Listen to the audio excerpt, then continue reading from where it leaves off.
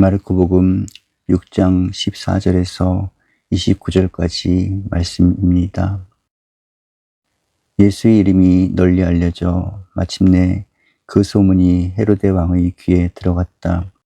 어떤 사람들은 그에게서 그런 기적의 힘이 나타나는 것을 보면 죽은 세례자 요한이 다시 살아난 것이 틀림없다고 말하는가 하면, 더러는 엘리야라고도 하고 또 더러는 옛 예언자들과 같은 예언자라고도 하였다.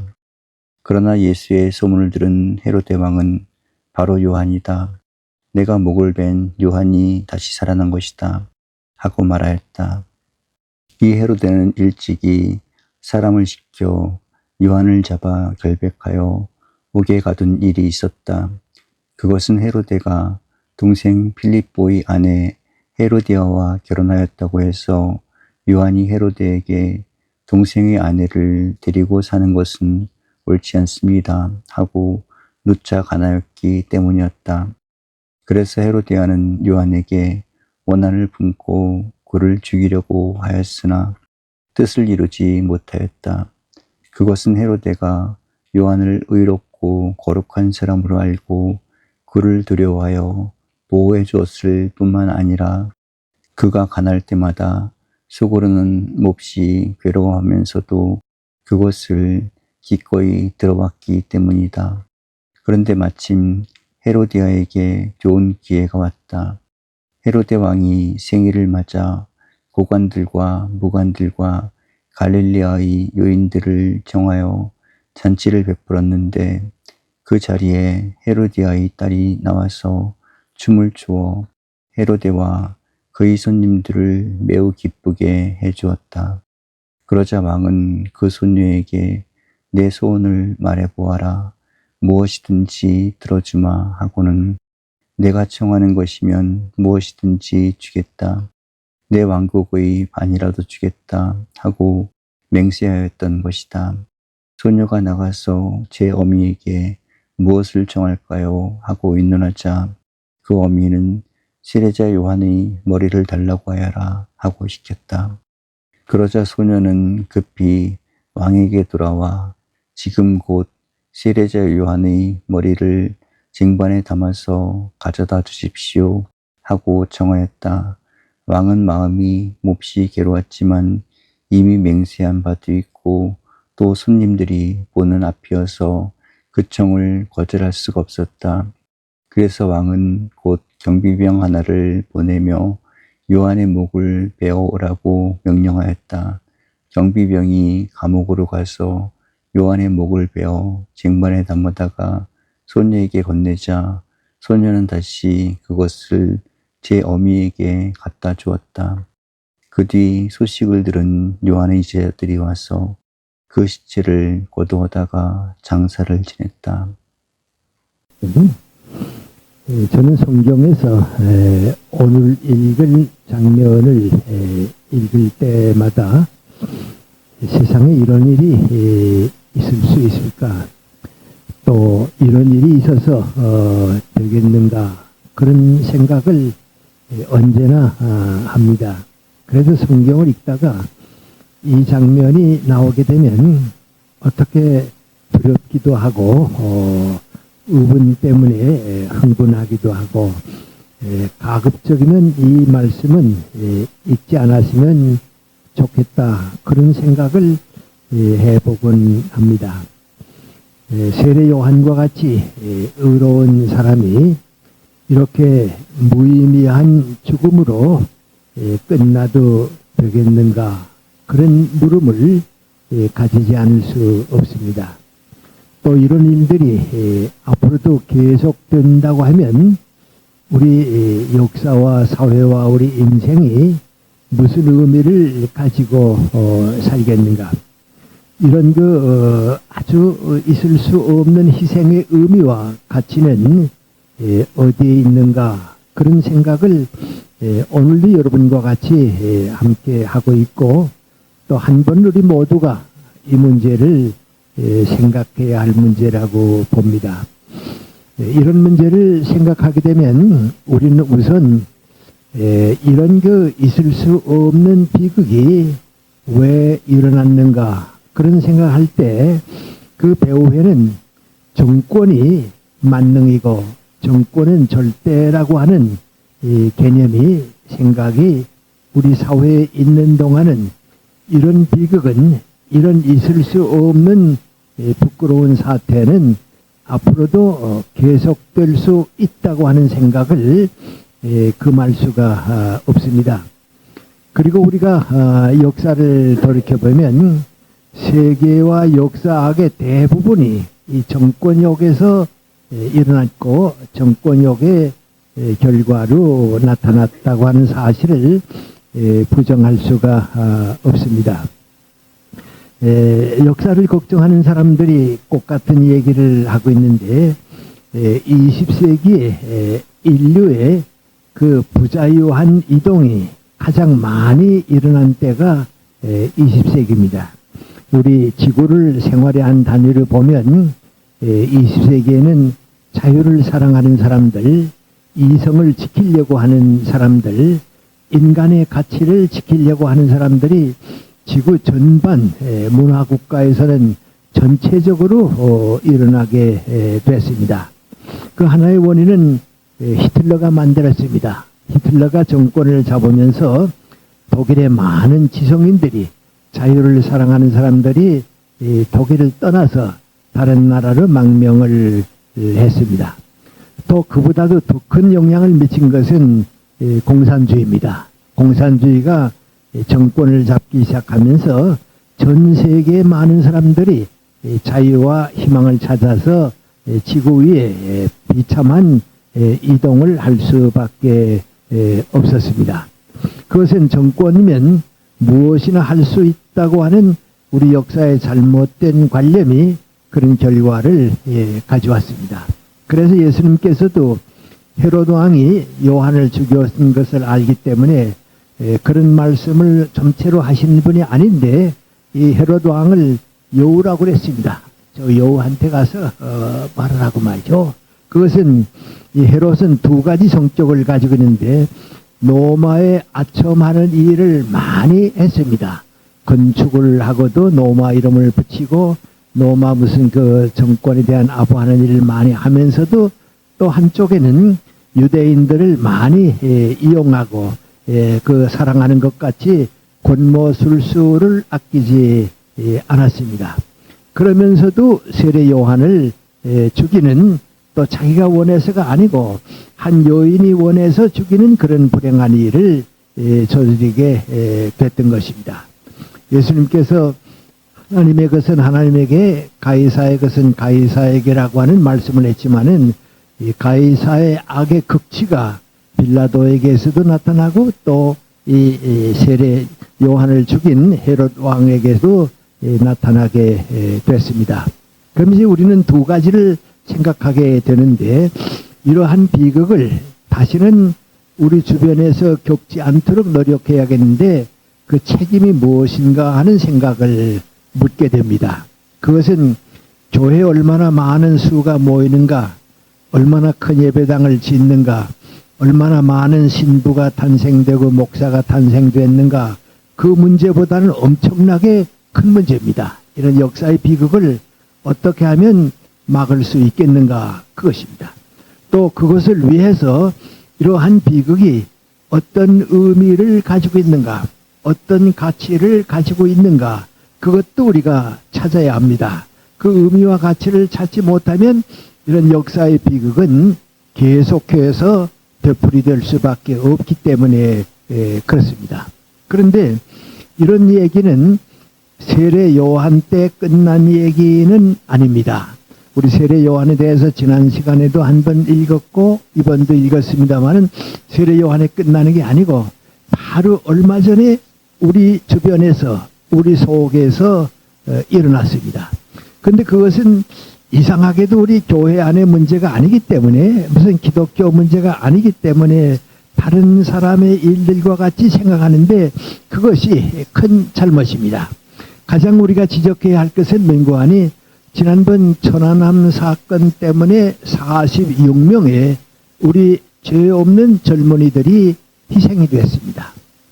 거기에 대해서 우리 교회는 그에 대해서 우리 크리스천은 다른 사람들보다도 더 깊은 책임감과 사명감을 느끼고 다시는 이런 비극이 있어서는 안 되겠다고 하는 책임을 져야 합니다. 그건 정치 문제고 사회 문제니까 우리하고는 상관이 없지, 그건 죄악입니다. 그렇게 역사가 이루어지는 것은 아닙니다. 그럼 이 46명의 비극이 왜 일어났는가? 북한 정권의 장난입니다. 북한 정권의 장난입니다.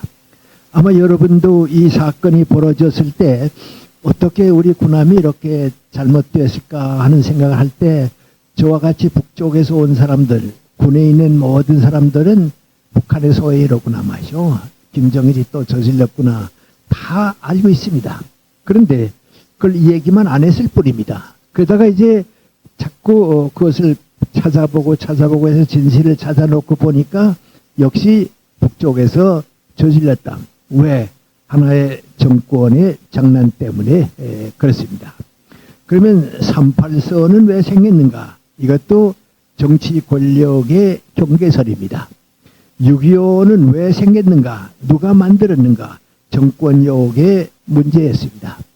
아웅산 사건은 왜 생겼는가? 정권 문제입니다. 칼기 사건도 그렇습니다. 김신조 사건도 그렇습니다. 이승복 군의 희생도 그렇습니다.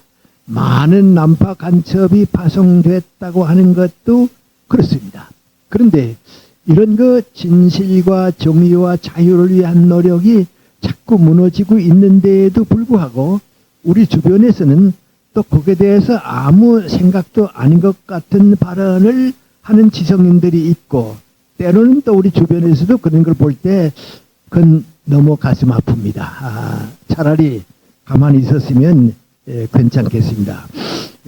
뭐 뉴스에 크게 나오지는 않았습니다만은 한때 우리나라에서 좋은 민간 교수라고 해서 존경도 받고 관심의 대상도 되고, MBC 텔레비전에서는 계속해서 그분의 강의가 이루어졌고, 또 노무현 대통령은 그런 것을 고맙게 생각하는지 모르지만은 여행을 할 때 그 사람을 수행하고 가고 그랬습니다. 그 사람이 이번에 천안함 사건이 생기고 나니까 어디서 공공연하게 뭐라고 얘기했는 거 아니, 천안함 사건을 북에서 일으켰다 하는 것은 0점에 0001도 믿지 않는 사건인데 그런 얘기를 정부가 조작해서 얘기하고 있다. 그래서 들은 사람들이 깜짝 놀랐습니다. 무슨 근거를 가지고 그렇게 얘기할 수 있는지, 또 그렇게 얘기하는지 참 이상하다고 하는 생각을 했습니다. 우리는 그것이 어느 대통령의 문제다, 무엇이 문제다, 그건 아닙니다. 언제나 선은 선입니다. 악은 악입니다. 선을 악이라고 말하는 사람들은 나쁜 사람들입니다. 악을 선으로 만들려고 하는 사람은 더 나쁜 사람들입니다. 우리가 이 반공이라고 할까요? 공산주의를 반대하고 있다 하는 것은 무슨 북한 정권만 때문에 그런 건 아닙니다. 공산주의를 우리가 반대하고 있는 것은, 공산주의는 우리의 목적을 위해서는 어떤 수단 방법을 써도 괜찮다고 하는 그 악을 선으로 둔갑하는 것, 선을 악으로 조작하는 것, 그것이 있는 동안 우리는 공산주의를 반대할 수밖에 없습니다. 그래서 제가 지난번에 우리 같이 걱정했습니다마는 진실과 자유를 사랑하는 것이 기독교입니다. 그리고 그것은 애국심입니다. 진실도 사랑하지 않고 자유에 대한 책임도 지지 않고 예배 잘 드렸다고 해서 많은 수가 모였다고 해서 기독교는 성공한 것은 아닙니다. 아마 우리 목사님은 저보다도 더 많이 오래 느끼시고 계실 겁니다. 우리 모이는 수가 언제나 많지 않습니다. 그리고 또 바깥 일들이 바쁘신 분들은 오시라고 우리가 또 권하고 싶지도 않습니다. 그래서 저도 이런 문제를 생각할 때 너무 여러분이 멀리서 오시느라고 피곤하고 어려우신데 오시는 수고를 좀 전해드리기 위해서, 감해드리기 위해서 제가 이 녹음 테이프를 우리 이석재 선생이나 몇 분과 만들어서 보내드리면 어떨까, 그런 생각도 여러 번 하고 있습니다. 그런데 저는 또 그런 생각을 하다가도 두세 사람이 내 이름으로 모여도 내가 거기에 함께 있겠다고 하신 예수님의 약속을 우리가 너무 가볍게 생각하는 거 아닌가. 많은 수가 모였다고 해서 예수님이 거기에는 계시고 적은 수가 모였다고 해서 예수님은 거기에 계시지 않는다고 하면 사실 우리가 이 신앙에 대한 질적 판단을 내릴 수가 없습니다. 저도 태어나서 두 차례 정말 많은 사람이 모이는데 한번 참가해 봤습니다. 하나는 우리 미국의 빌리 그레엄 목사가 주관하는 세계 선교대회가 스위스 로잔에서 열렸습니다. 근데 전 관심도 없고 그에 참가할 생각도 가지고 있지 않았습니다. 그런데 누가 자꾸 같이 가자고 그래서 따라갔던 길이 있습니다. 가서 닷새 동안인가 이제 국제 참 큰 집회입니다. 세계적인 많은 수가 모이잖아요. 그래서 갔는데 저도 그렇고 같이 갔던 우리 주변 사람들이 다 마음에 무엇을 얻어가지고 왔는가. 얻어가지고 온 건 고백하는 이가 없습니다. 그저 다녀왔습니다. 그것뿐입니다.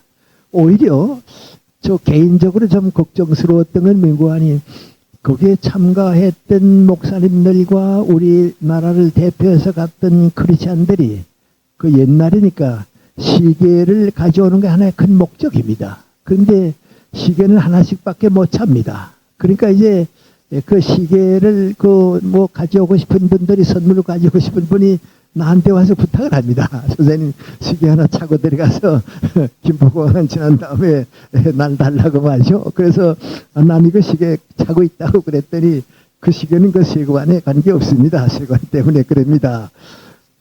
그래서 제가 닷새 동안 보낸 시간 가운데 제일 공허한 시간을 그때 보냈습니다. 그건 행사지 신앙의 일이 아닙니다. 그 다음에 비슷한 집회가 다음 해에 우리나라에 있었습니다. 그나마 잘 모르긴 하겠습니다만은 노마 보방에 왔을 때 천주교에서 모이고 하여튼 큰 집회입니다. 그때도 저도 그 젊은이들과 대학생 성경반을 위해서 참여해 봤는데 제일 공허한 집회였습니다. 그래서 어떻게든지 우리가 몇 사람 모이는 거기에 주님께서 우리와 함께 하시는 모임을 가지고 싶은 거, 그게 우리들의 뜻입니다. 큰 교회다 그게 아니고 그렇습니다. 저도 여러분이 여기 먼 길을 오시고 피곤하게 오십니다만은 여기 와서 지내는 한 시간만큼은 예수님께서 우리와 함께 계시기 때문에 우리가 마음을 정리하고 말씀을 듣고 우리 생활에 조금씩 변화를 가져와야겠다. 그런 생각을 해보는 때가 있습니다. 우리가 이런 문제를 취급할 때 오늘도 너무 정치적인 문제를 취급하는 것 같다. 그런 생각을 하시는데 그건 아닙니다. 그건 두 가지 때문에 그렇습니다. 하나는 우리 생활이 거기에 있기 때문에 그렇습니다. 그 다음에 언제나 진실과 거짓을 가려야 하기 때문에 그렇습니다. 그거 가리기 위해서 예수님께서 한 생애를 다 바치셨습니다. 선과 악을 가리기 때문에 그렇습니다. 하나님의 뜻과 인간의 욕심을 가리지 못한다고 하면 그건 아무것도 아닙니다. 우리 교회가 많이 모였다고 해서 문제가 되는 것도 아닙니다. 그래서 우리가 회개하자 하는 말씀을 드린 건 바로 뭐인고 하니 이러한 의미에서 우리가 우리 자신을 좀 바로 잡아야 합니다. 북쪽에 대한 문제도 밉다하는 것만이 아니고 우리 자체가 변화를 가져와야 합니다. 그럼 이제 오늘 우리에게 주어진 것은 세례 요한이 이렇게 억울하게 희생을 당했는데 그 가치와 의미가 어디에 있는가? 어떻게 그런 비극이 다시 정치 권력 때문에 일어나지 않도록 할 수 있겠는가? 또 그것을 우리 교회가 어떻게 책임을 져야 하겠는가? 그런 생각을 해보는 겁니다.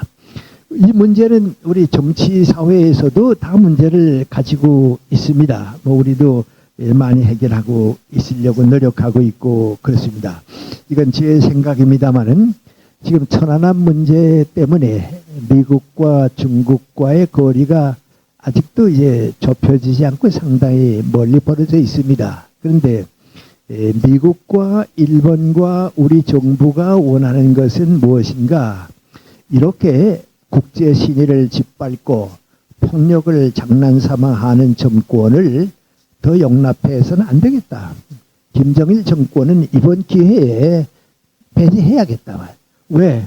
암만 노력하고 애써도 김정일 정권이 회개하고 개방할 가능성은 보이지 않는다. 가능성은 보이지 않으니까 이번에 그걸 바꿔야겠다. 그 마지막 목표입니다.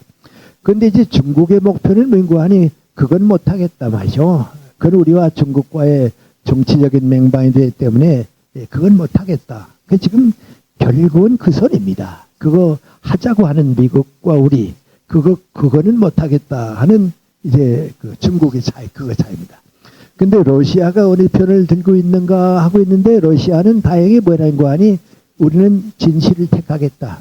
이번 사건만은 북쪽이 잘못했다고 인정하면 용서할 수 있지만은 북쪽이 끝까지 안 했다고 하게 되면 그건 받아들일 수가 없다. 그래서 지금 러시아가 중간으로 오고 있습니다. 근데 우리는 그건 정치적인 문제로 해결할 문제고 또 그까지만 우리가 지금 생각하고 있는 건 민구안이 두 가지입니다. 진실을 위해서 거짓을 일삼고 살아온 모든 세력과 개인과 우리 자신은 회개해야 한다고 하는 것입니다. 그건 어떻게 할 수가 없고 우리 모두가 그렇습니다.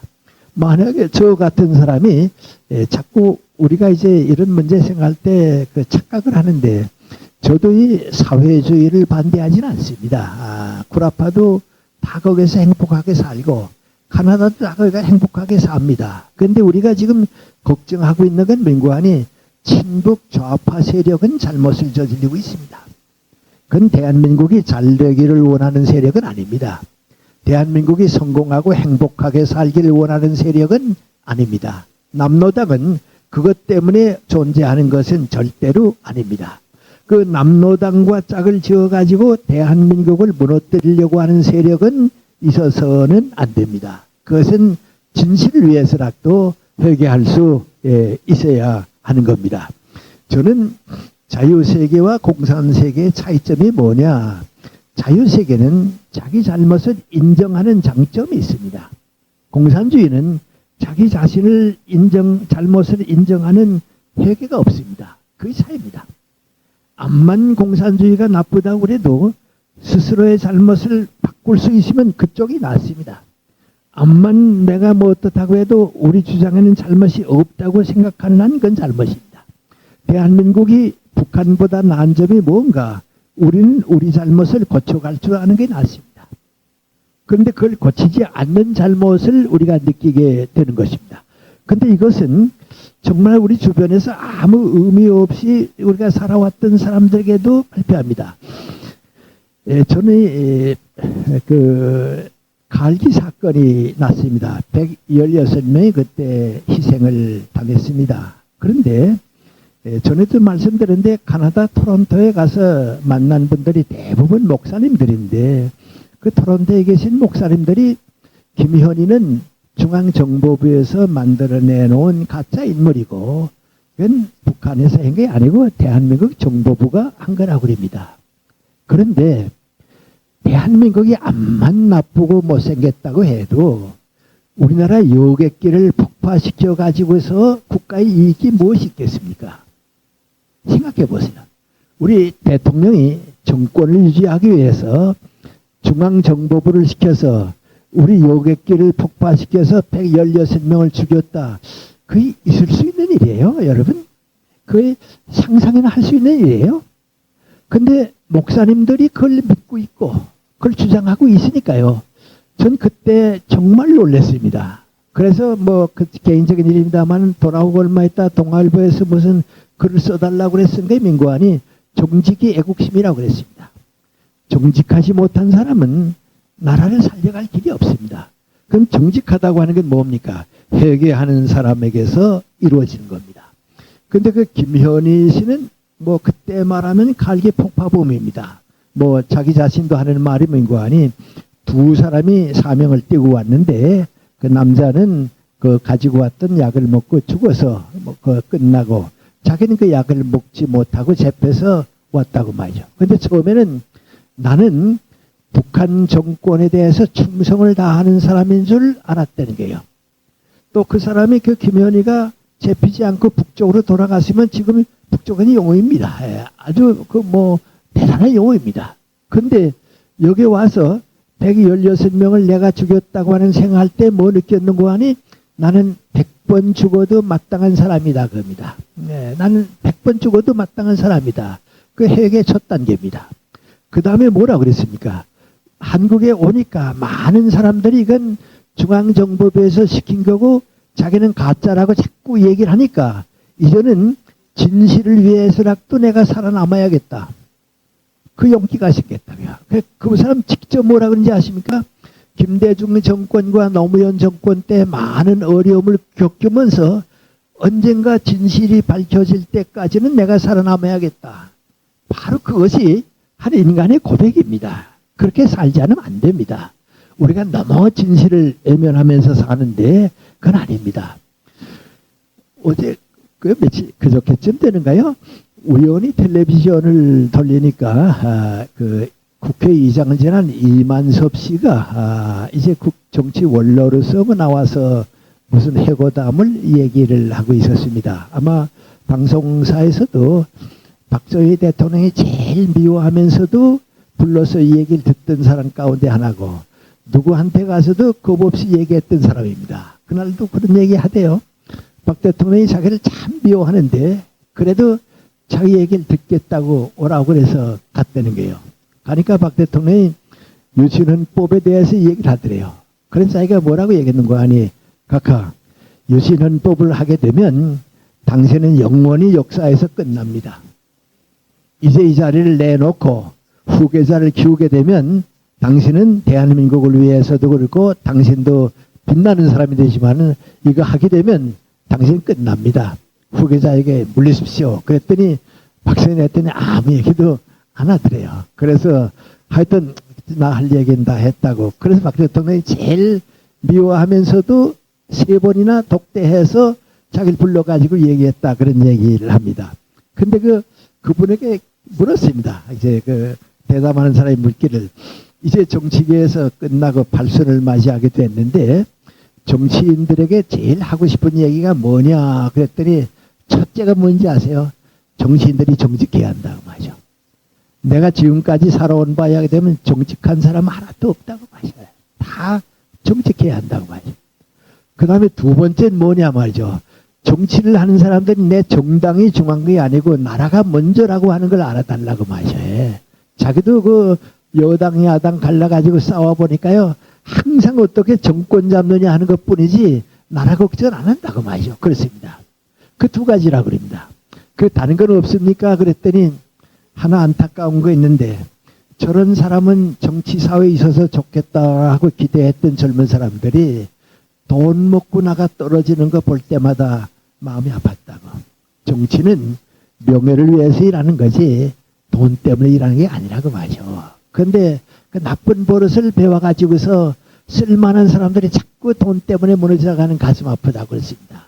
그런데 저는 그런 생각할 때 저 박 대통령하고 이만섭 씨하고 앉아서 한 얘기가 우리 모든 정치인에게 대한 국민들과 나누고 싶은 얘기가 그런 얘기 아닐까 말이죠. 그래도 박 대통령은 군인이기 때문에 수단 방법을 많이는 쓰지 않은 사람 가운데 하나입니다. 우연히 어디서 내 글이 있으니까 보라고 좀 보내줬습니다. 그게 보내줬는데 거기에 나도 지금까지 몰랐던 얘기가 하나 기록돼 있었습니다. 그것은 월남 전쟁에 우리 박 대통령이 이제 한국이 파병하게 되지 않았어요. 그러니까 박 대통령이 미국에게 몇 가지 요청을 했습니다. 몇 가지 요청을 하는데 그 몇 가지 요청 가운데 하나가 뭔가 하니 지금 우리 대한민국 국군이 쓰고 있는 소총은 일반이라고 한 번 쏘고 하나 나가는 것밖에 안 된다고. 이거 가지고 전쟁이 나든지 하게 되면 아까 본가요?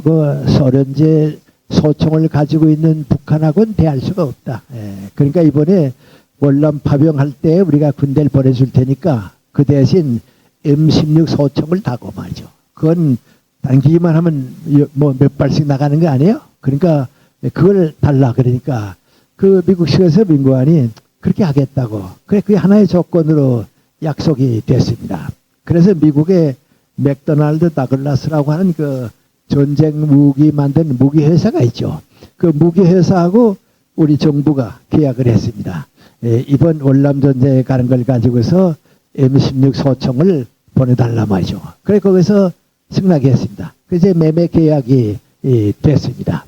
매매 계약이 되니까 이 다글라스 회사에서 그 막대한 그 돈을 주고서 우리가 M16 소총을 사니까 난 잘 모릅니다만 군사 무기를 그만큼 사게 되면 리베이트라 그러니까 그 무슨 사례금이 이제 오는 모양입니다. 아마 그 잡지를 보니까 민관이 관련이 돼 있는가 봐요. 그러니까 이제 그 맥도날드 다글라스 회사에서 이제 외국에서 무기를 많이 사게 되면 그 나라 정부에나 그 나라 대통령이나 수상에게 얼마씩 이제 아마 보내는가 봐요.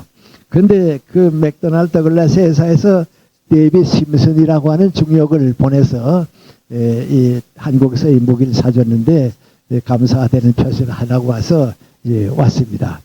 그 이 사람이 이제 왔다 가서 얼마 세월이 지난 다음에 내가 만났던 박정희 대통령이라고 하는 것을 자기 그 인터넷에다가 이제 실렸습니다. 그래 그거 이제 돌아가는 걸 이제 누가 보고서 번역을 해서 이제 번역한 걸 이제 나한테도 보내줘서 이제 본 겁니다.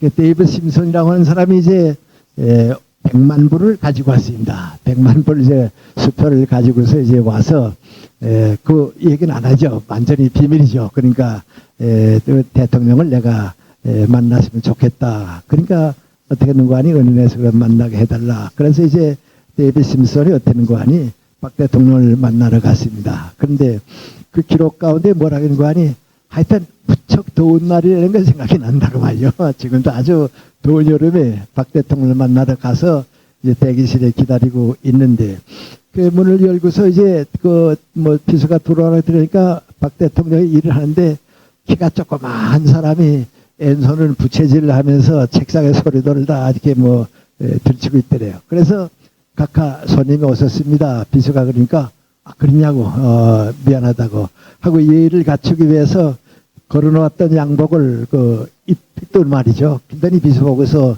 손님 오셨는데 그 에어컨 좀 켜라고 말이죠. 그래 에어컨을 켜니까 좀 방이 서늘해지는 거래요. 그래서 박 대통령 또 옷을 입고서 이제 둘이 얘기를 이제 합니다. 얘기를 하는데 그래 그런 에어컨 손님 그런 사람 만나기 길어야 2분이고 그저 많아야 3분이고 그렇지 않아요? 박 대통령이 원하지만 않으면. 그러니까 그 데이비드 심슨이라고 해서 되는 거 아니 봉투지를 내밀면서 이번에 M16 소총을 주문해 주셔서 약속대로 이행하겠다고 감사드린다고 국방에 도움이 됐으면 좋겠다고 그리고 이제 봉투지를 내밀었습니다. 그랬더니 박 대통령이 그 뭐냐고 우리 회사에서 표시하는 작은 송입니다. 그래서 그런 것도 있어요? 하더니 어떤 거 아니 꺼내보니까 100만 불 수표가 돼요. 그래서 이렇게 많은 돈을 날 주는 거냐고 그랬더니 송이를 바치는 거라고 말이야. 받아주시면 좋겠다고 그랬습니다. 그랬더니 박 대통령이 그건 당신 나 주면 이제 내 돈이 됐는데 이건 내가 받겠다고. 그 대신 내가 이거 당신 도로 줄 테니까 그 100만 불어치 M16 소총을 더 만들어 달라고 하죠. 이건 내 돈도 아니고 당신 돈도 아니고 공짜 돈이 생겼으니까 100만 불어치만 더 만들어 달라고 말이죠. 그리고 내밀더래요. 그래서 이 사람이 그 무기 회사이기 때문에 애국의 뭐 대통령들 수상들 많이 만나보는데 자기가 묘라고 고백했는 거 아니 처음에 키가 조그마한 박 대통령을 아무것도 아닌 걸로 봤는데 그렇게 내밀고 선뜻 얘기하는 거 보고서 다시 봤다고 그랬어요. 다시 봤다고. 그러더니 박 대통령이 뭐라기는 거 아니 내가 이 돈 가지고서 다른 데 쓸 데가 없다고. 우리 지금 월남에 가 있는 군인들이 땀 흘리고 고생하는데 피를 흘리고 있는데 그게 보탬되기 위해서 부탁한 거니까 고맙다고 내가 받아서 할 테니까 꼭 100만 불어치 더 보내달라고 약속하라고 그랬더니 그렇게 하겠습니다. 그래서 100만 불어치 더 만들어서 이제 보내줬다고 이제 그러세요. 근데 그 사람이 얘기하면 거 아니 자기가 인사라고 쓱 나오니까 박 대통령이 가서 에어컨 다시 끄더래요. 그것은 이제 그러더래요. 그러면서 그 더 먼 여름에 에어컨을 끄고서 이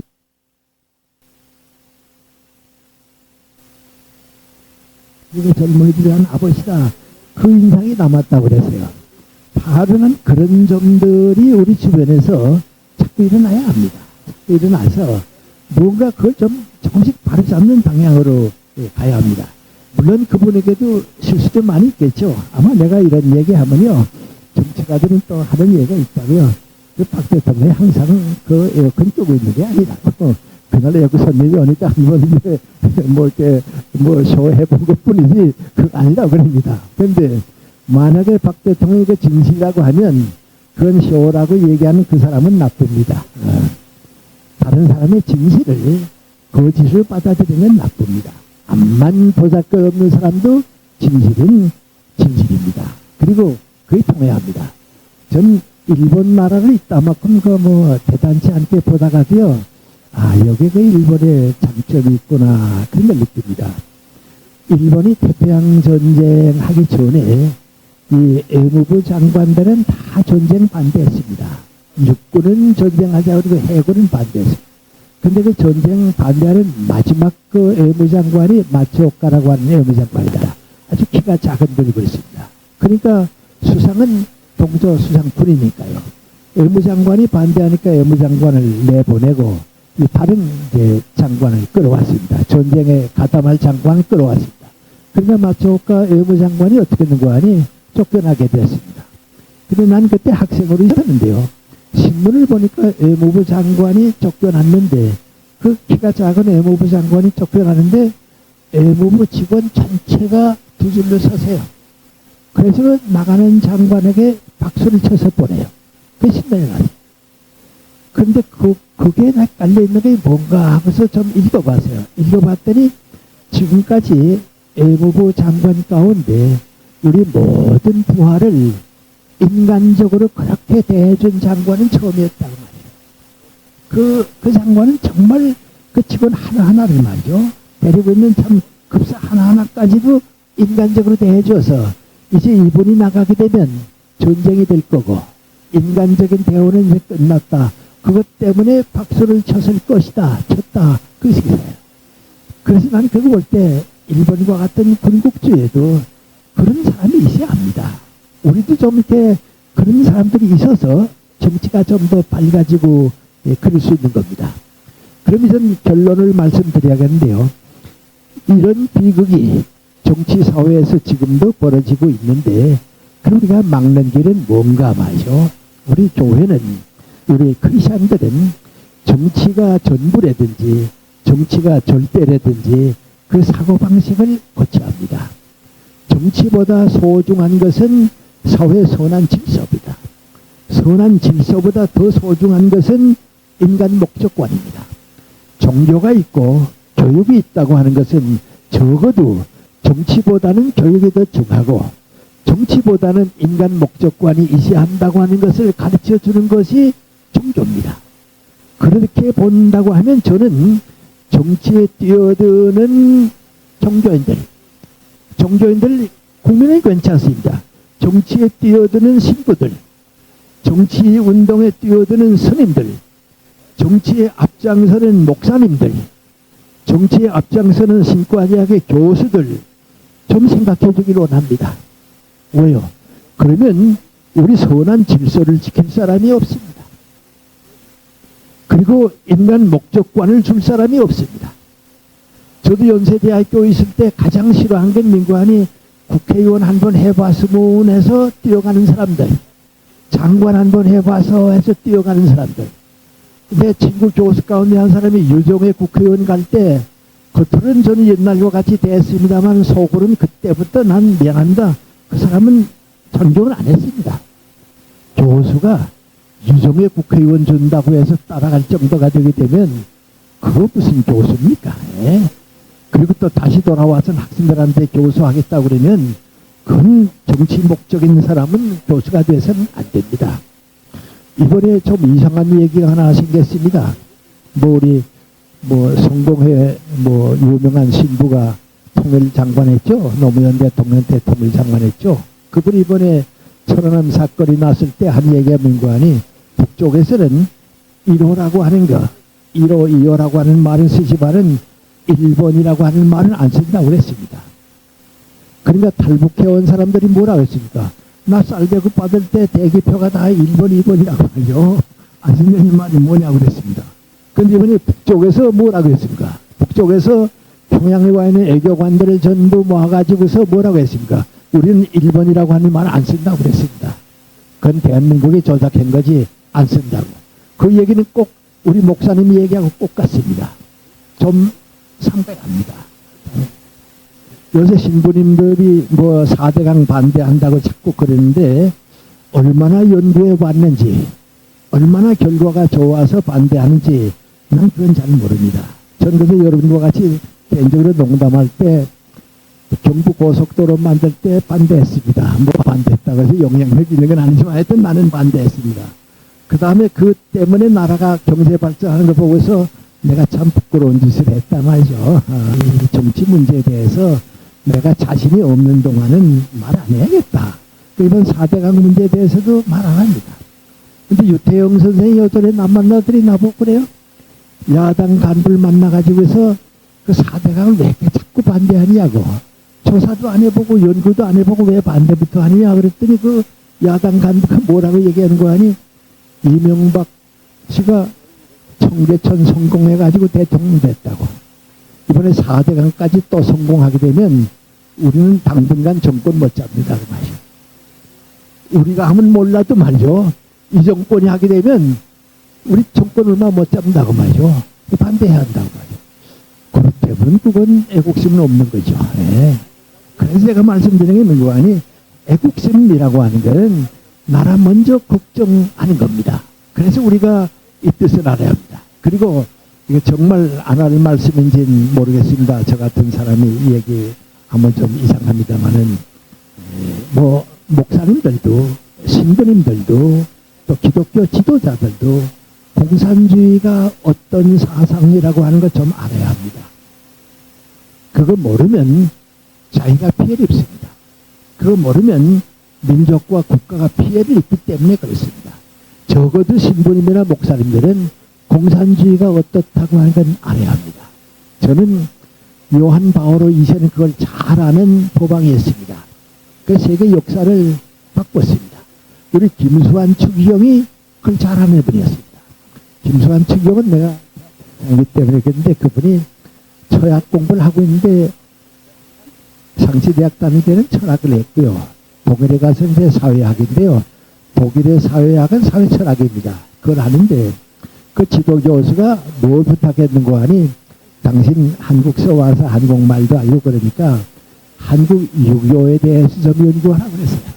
캐톨릭 전체에 대해서 그 연구가 없거든요. 그러니까 당신 그거 좀 하라고 그랬어요. 그래서 김수환 추기경이 난 그거 하려면 한번 다시 공부해야 하고 평생 거기에 바쳐야겠는데 그보다 더 소중한 일이 나한테는 있기 때문에 안 하겠다고 그랬습니다. 그래서 그분이 독일에서 대학 다니지만 박사학위를 못 얻었습니다. 왜냐하면 지도교수는 그거 하라고 그리고 자기는 신부의 책임에 따르기 때문에 안 했습니다. 그런데 그분은 공산주의를 알았습니다.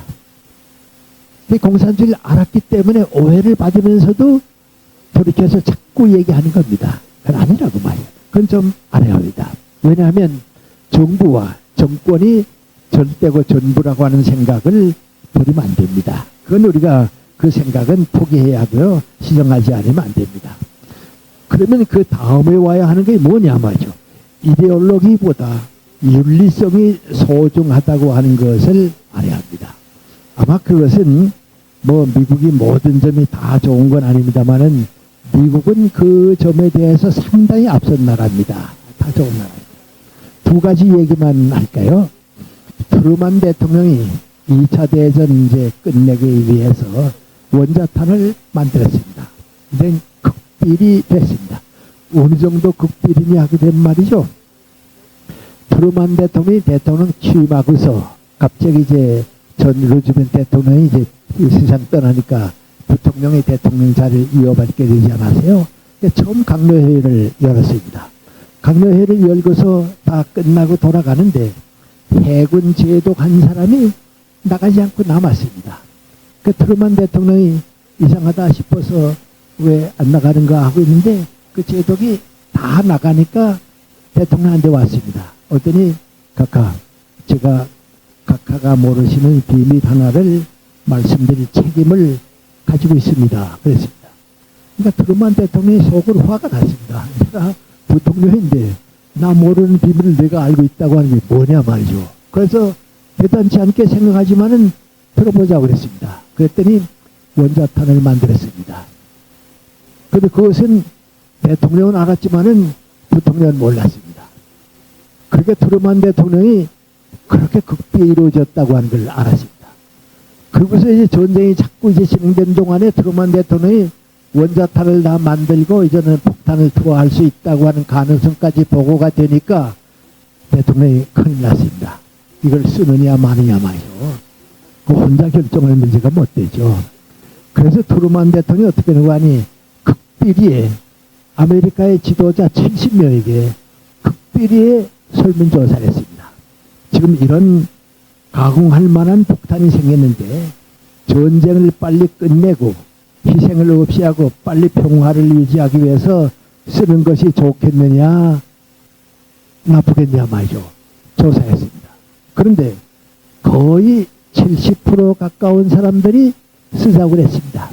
미국의 희생이 더 커지면 안 되겠고 전쟁을 끝내기 위해서 쓰자고 그랬습니다. 그런데 반대하는 사람들은 안 된다고 말이죠. 반대했습니다. 근데 그 반대한 사람 가운데 제일 크게 반대한 사람이 누구 아니? 그때 구라파의 군사령관으로 가 있던 아이젠하워 장군이 반대했습니다. 이게 무슨 목사가 반대했다든지 신부가 반대했다든지 어떤 사상가가 반대했다든지 과학자가 반대했다든지 모르겠는데 지금 군사령관인 아이젠하워가 반대했습니다. 그 반대 원인이 뭡니까? 아메리카는 자유와 평화를 위해서 앞으로도 세계에 책임을 지고 있다고. 근데 자유와 평화를 위해서 책임을 지고 있는 미국이 이 가공할 원자탄을 먼저 썼다 하게 되면 이제는 자유와 평화에 대한 희망을 주지 못한다고 말이죠. 못 만다고. 그런데 또 찬동하는 사람들은 두 가지인데 민구안이 전쟁을 빨리 끝내야 되는 겁니다. 그 다음 또 하나는 민구안이 히틀러 정권이나 스탈린이 이거 가지게 되면 세계는 더 나빠지니까 막아야 한다고 말이죠. 그랬습니다. 그래서 이제 트루먼이 그 폭탄을 썼습니다. 아이젠하워는 반대했어요. 나는 반대했다고는 아이젠하워가 군인이라고 하는데 착각입니다. 군인입니다. 그래서 제가 전에 그랬죠. 내가 아주 가까이 아는 사람 하나가 대령 그 대우를 받으면서 미국 국방대원에 갔는데요. 평택의 국방대원에 거기 갔는데 자기는 의사로 가니까 뭐 거기 갈 필요가 없다고 생각하다가 그래도 대우해주고 그러니까 가보자 하고서 가봤는데 그 국방대학원에 그 공부하는 코스 전부가 민구안이 민주주의와 윤리학입니다. 군사학 그건 아니고요. 민주주의입니다. 그래서 그 사람이 나보고 한 말이 그래요. 아메리카의 힘이 거기에 있다고. 그래서 미국서는요. 대령 출신이다 하게 되면 이런 지도자가 인정됩니다. 적어도 대령 출신이다. 어느 나라의 대사가 됐다 하면 지도자로 인정받는데 그만큼 윤리교육을 시키기 때문에 그렇습니다. 그래서 첫째는 정권이 전부라고 절대라고 하는 생각을 없애야 하고요. 두 번째는 이데올로기보다 윤리성이 앞선다고 하는 걸 알아야 합니다. 저는 우리 친북 좌파 사람들이 그것을 받아들일 수 있었으면 정말 좋겠습니다. 그렇지 않으면 안 됩니다. 그리고 보세요. 그리고 보면 예수님께서 세 가지 시험을 받으셨죠. 구약에 보게 되면 절대로 우상을 섬기지 말라고 그랬죠. 예수님이 시험 받은 걸 보게 되면 현대인의 우상이 뭡니까? 예. 옛날 우상은 아니니까요. 6천년 지난 우상, 현대인의 우상은 뭡니까? 경제제인주의입니다. 그게 현대인의 우상입니다. 두 번째 우상은 뭡니까? 정치절대주의입니다. 산에 올라가서 나보고 저러라 그러지 않았어요? 돈으로 떡을 만들어 먹으라고 하는 돌로 떡을 만들려고 하는 경제제인주의. 경제보다는 경제는 수단이고 인간이 목적입니다. 정권제일주의. 그 다음에 수단 방법주의 말이죠. 뭐든지 수단 방법만 쓰게 되면 된다고 하는 건 이건 우사입니다. 마키아벨리와 니츠에 같은 철학자도 그렇습니다만은 공산주의의 제일 큰 과오가 민구안이 우리 목적을 위해서는 어떤 수단 방법을 써도 괜찮다고 하는 사고방식을 버려야 합니다. 그리고 마지막으로 우리에게 주어진 것입니다. 이런 희생에 대해서 보답하는 사랑을 실천하는 겁니다.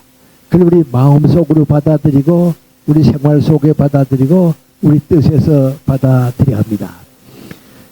저는 미국 가서 시카고 대학에 좀 한 학기 머물고 하버드 대학에 가서 또 한 학기 머물게 되는데 시카고 대학 촛불은 워낙 크니까 그걸 몰랐습니다. 근데 하버드 야대 그 정원에 있는 예배당은 작습니다. 그러니까 앉으면 뭐 요보다 조금 더 크고 이제 그렇습니다. 그런데 그 예배당 옆에 뭐 이렇게 그 기념패가 있습니다. 그 기념패를 쭉 보게 되면 뭐하니 한국 전쟁에 하버드 대학 학생으로 나가서 희생당한 사람의 명단이 쭉 있습니다. 그래서 거기에 다니는 사람들이 다 그거 봅니다. 그 보는 이유는 뭐하니 우리 선배들 가운데 자유를 위해서 한국에 가서 희생한 사람들에 대한 마음을 기념하기 위해서 그렇습니다. 그런데 이번에 우리가 46명이 희생당했지만은 내 마음에는 다 남아있지 않습니다. 저도 그렇습니다. 여러분 마음에도 남아있지 않습니다. 근데 그 아들들, 그 애들이 내 아들이었다고 한번 생각해 보세요. 내 손주였다고 생각해 보세요. 그러면 얼마나 남겠습니까? 그 아픔을, 그 희생을 공감하자고 하는 겁니다. 그렇지 않으면 이런 희생을 앞으로는 막아야겠다고 하는 책임이 안 됩니다. 근데 이번에 전쟁 기념관에 46명의 이름이 새겨진다고 그럽니다. 그렇게 돼야 합니다. 그건 전쟁 기념관이 아니고 마음으로는 우리 교회도 새겨져야 하고요. 학교에도 새겨져야 하고 우리 마음속에도 새겨져야 합니다. 왜냐하면 고귀한 희생이 자유와 진실과 희망을 약속해 주기 때문에 그렇습니다. 예수님께서 세례 요한은 인간이 낳은 사람 가운데 가장 위대한 사람이다. 그러나 앞으로는 하늘나라에서는 아무리 위대한 세례 요한도 그걸로 끝나고 누구도 세례 요한보다 커질 수 있다 그랬습니다. 그건 무슨 말입니까? 세례 요한의 희생은 그리스도와 하늘나라를 위해서 있은 것이다. 그리고 예수님의 십자가는 그리스도와 하늘나라의 사명을 위해서 이루어진 뜻입니다. 그것이 무의미하다 하게 되면 기독교는 무의미합니다. 그것이 무의미하다 하게 되면 역사의 희망이 없습니다. 근데 제가 걱정하는 건 민구안이 우리 교회가 그런 희생의 가치를 자꾸 망각하고 있습니다. 내가 한 조그마한 일은 크게 생각하면서도 다른 사람의 고귀한 희생에 대해서는 가볍게 생각합니다. 내가 돈 얼마를 희부했다고 하는 거 가지고서는 자랑스럽게 생각하면서도 다른 사람의 희생에 대해서는 생각을 안 합니다. 그리고 무슨 일을 생각해 보든지 그건 자꾸 그렇지 않으로서 생각하는 게 뭔가 하는 생각을 해봅니다. 부끄러운 말씀 하나 드릴까요?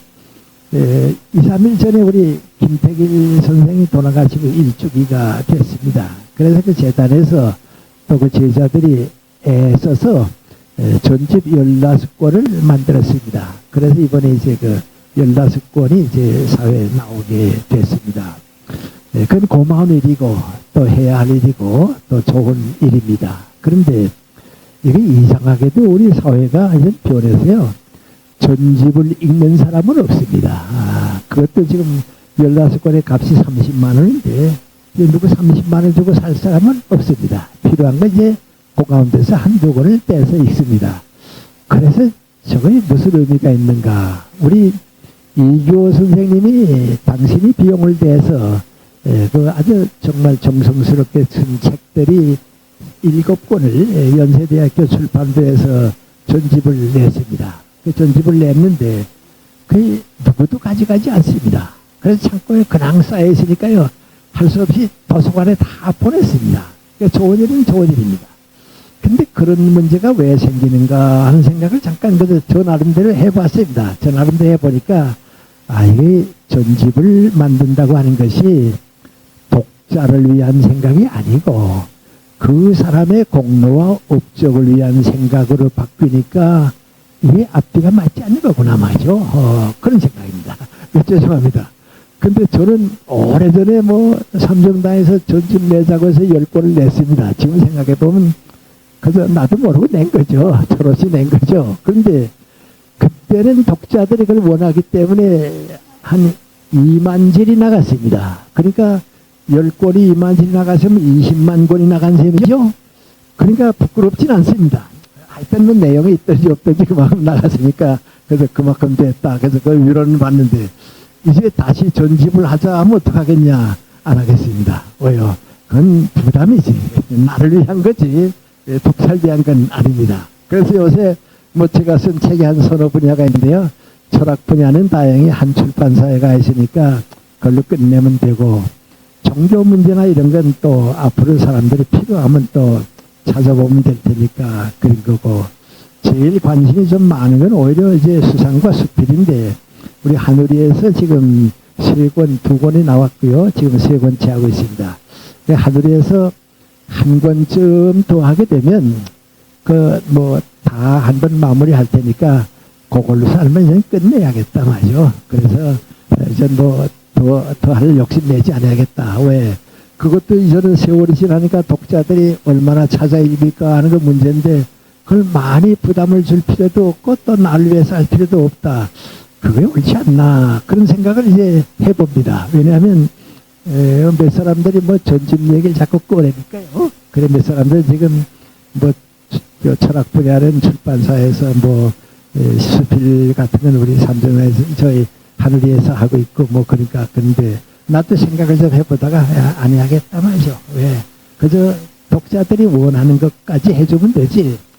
그건 안 해야겠다. 지금도 뭐 교과서인데 그런데 수필들이 좀 빠져나가고 그러니까 그거나 마저 마무리하는 것도 고맙지. 그런 생각 가지고 있습니다. 근데 제가 깔려있는 건 민구안이 사람에게 살다 보게 되면 모든 것이 자기 표준이에요. 그리고 우리 표준이에요. 근데 우리가 이렇게 살다 보면 이웃을 위해서, 사회를 위해서, 나라를 위해서 한 건 작은 정성도 다 남고 열매를 맺는데 나를 위해서, 우리 위해서 하는 건 남지 않습니다. 그래서 이 기독교 운동도요. 우리 위해서 하는 건 남지 않습니다. 성공을 하는 것 같지만은 그 크게 떠든 남지 않습니다. 그래서 제가 아까 드린 말씀이 뭐하니 우리 몇 사람이 모이더라도 주님께서 기뻐하시고 계실 것이 중하지. 많이 모이면 주님께서 기뻐하실 것이다. 그건 신앙생활을 경험해 본 사람에게는 오지 않습니다. 오히려 알뜰한 가정예배가 더 중요합니다. 몇 사람이 모인 신앙 집회가 더 귀합니다. 그리고 역사는 후에 거기에서 남습니다. 이제 그런 점들을 생각할 때 우리가 바치는 사랑의 희생은 크든지 작든지 다 그렇습니다. 46명의 희생이 대한민국 민주주의와 자유를 위해서 살아나야 합니다. 그거 살릴 줄 모르는 우리가 돼서는 안 되고 그걸 가볍게 살릴 수 있는 노력을 교회가 해야 하고요. 우리 기독교가 그것을 해야 합니다. 그 대신 우리가 바치고 있는 작은 희생, 아무것도 아닌 희생이 전부 그리스도를 위해서 하늘나라를 위해서 바쳐진다고 하는 뜻을 깨달으면서 살게 되면 우리 인생이 귀하고 내가 하는 일에 보람도 느끼고 주님께서 그 마음을 기뻐하시지 않을까. 기뻐하시는 건 그 우리의 마음입니다. 우리의 마음을 받아주십니다. 여러분 부모가 됐으니까 아시는데요. 부자 아들이 돈 많이 갖다 줘도 사실 기쁘지 않습니다. 가난한 아들이 조그마한 정성을 모아서 갖다 줄 때 기쁩니다. 그 마음이 오늘 우리와 같은 사람들에게도 있어서 하늘나라와 그리스도의 뜻을 위해서 작은 정성을 바치는 것, 그것이 하늘나라를 위한 희생입니다. 가장 고귀한 희생이고 46명의 젊은이가 내 아들들이라고 생각해서 우리가 그들의 그 정성을 민주주의와 자유와 민족 희망에 살려갈 수 있는, 북쪽에게도 희망을 줄 수 있는 민족의 빛이 될 수 있는 길을 위해서 기도를 해 주시기 바랍니다. 또 우리 기도하는 것은 우리에게 출발이기 때문에 그런 삶의 노력이 바뀌어질 수 있어서 좋겠습니다. 기도드리겠습니다. 주님, 저희들이 언젠지 모르게 너무 각박해지고 나밖에는 모르면서 살아왔습니다. 46명의 젊은이들이 나라를 위해서 진리와 자유와 정의를 위해서 목숨을 잃었습니다. 그런 희생을 내는 세력이, 잘못된 정치 권력이 이 땅 위에서 사라져야 하겠습니다. 그것은 북쪽에만 있는 것은 아닙니다. 우리 대한민국에도 그런 뜻이 있습니다. 진실을 사랑하는 정치인이 없습니다. 자유를 염원하는 지도자가 없습니다. 정말 민족의 장래를 위해서 눈물 흘리고 기도드리는 정치인들이 없습니다. 오히려 목사님들도 신부님들도 안 계시는지 모르겠습니다. 그래도 우리에게는 그 뜻을 주님께서 가르쳐 주십니다. 너희는 민족의 자유를 위해서, 진실을 위해서, 희망을 위해서 기도하라고 가르쳐 주십니다. 그 기도를 주님께서 받아주시는 줄 압니다. 이제 우리의 모든 부끄러웠던 과거를 뉘우치고 회개하고 주님 앞에 새로 무릎을 꿇고 싶습니다. 우리 가운데 계시고 우리와 함께 하시고 우리 뜻이 주님의 뜻이 될 수 있도록 받아주시기 원합니다. 예수님의 이름 받들어 기도 올리옵나이다. 아멘.